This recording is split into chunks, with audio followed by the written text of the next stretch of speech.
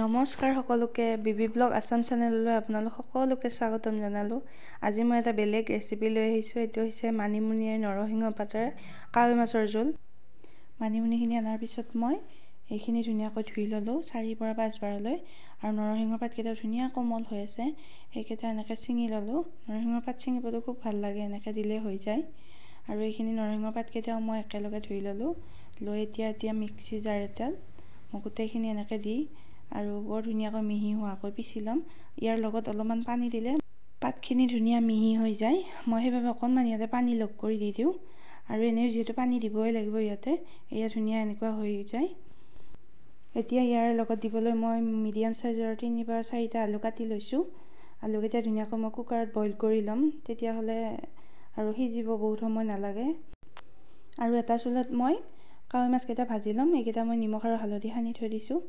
এইকেইটা ধুনীয়াকৈ অলপ টানকৈ ভাজি ল'ম মই। আৰু আনফালে মই কুকাৰটো বহাই দিছোঁ, আলু বইল হ'ব। আপোনালোকে কি মাছ খাই ভাল পায় জনাবচোন বাৰু কমেণ্ট কৰি। মই কিন্তু কাৱৈ মাছ খাই খুব বেছি ভাল পাওঁ। জোলৰ মাছতকৈ এনেকৈ ৰঙাকৈ ভজা মাছ খাই বেছি ভাল লাগে। মই জোলৰ মাছ খাই ভাল নাপাওঁ, খুব এনেকৈ ভাজি খাই ভাল লাগে।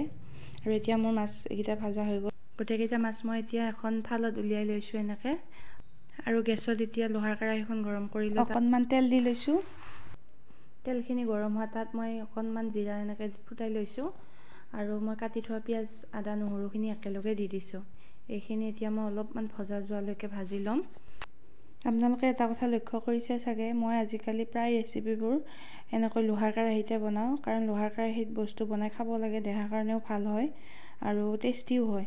আৰু বস্তুবোৰ বনালে তলিত লাগিও নধৰে, সেইবাবে মই লোহাৰ কেৰাহীত বস্তু বনাই খুব ভাল পাওঁ।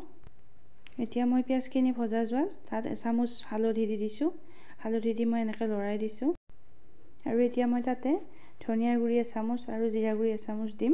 আপোনালোকে এইখিনি উতলি থাকিলেও দিব পাৰে, মই এনেকৈ তেলত দিলেই খাই ভাল পাওঁ। এইখিনি দি এনেকৈ ভালদৰে ভাজি লৈছোঁ। আৰু বইল কৰি থোৱা আলুখিনি মই লাহে লাহে এনেকৈ মছলাখিনি দি দিছোঁ।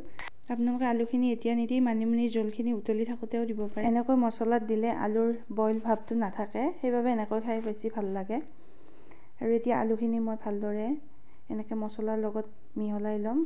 তাৰপিছত আমি মিহিকৈ পিচি থোৱা মানিমুনি আৰু নৰসিংহৰ জোলখিনি ইয়াতে দি দিম। আৰু এইখিনি দিয়াৰ পিছত আলুখিনি ভাঙি যোৱাকৈ ভালদৰে লৰাই দিব লাগে। আৰু তাত ভালদৰে গৰম পানী মিলাই যিমান পৰিমাণ লাগে আপোনালোকে সিমান পৰিমাণ কৰি ল'ব পাৰে। এতিয়া মই জোলখিনিত আৰু অলপমান গৰম পানী দি দিছোঁ, কাৰণ আমাৰ মাইনাহঁতে গোটা জোল ভাল নাপায়, অলপমান পনীয়া হ'লে ভাল পায়। আৰু এতিয়া অকণমান নিমখ সোৱাদ অনুসাৰে দি এইখিনি ঢাকন দি ভালদৰে উতলিবলৈ দিম। এইখিনি এতিয়া ধুনীয়াকৈ উতলিছে আৰু বৰ ধুনীয়া গোন্ধ ওলাইছে। আপোনালোকে এনেকৈ বনাই খাই চাবচোন। ইয়াৰ পিছত মই উতলি থকা জোলখিনি কাৱৈ মাছকেইটা যে ভাজি থোৱা আছিল, সেইকেইটা 3-4টামান মই দি দিম। আজিৰ কাৱৈ মাছকেইটা বৰ ধুনীয়া ডাঙৰ ডাঙৰ আছিলে, একদম দেখিলে খাওঁ খাওঁ লগা। এয়া আপোনালোকে দেখিছে। আৰু মই এতিয়া উতলি থকা জোলত এই কাৱৈ মাছ 2টা আৰু এটা দি দিছোঁ, 3টা কৰি। কাৰণ মাইনাহঁতে আকৌ ভজা মাছে খায়, জোলত দিলে সিহঁতে বেয়া পায়। সেইবাবে মই আমাৰ 3টাৰ হোৱাকৈ 3টা দি দিছোঁ।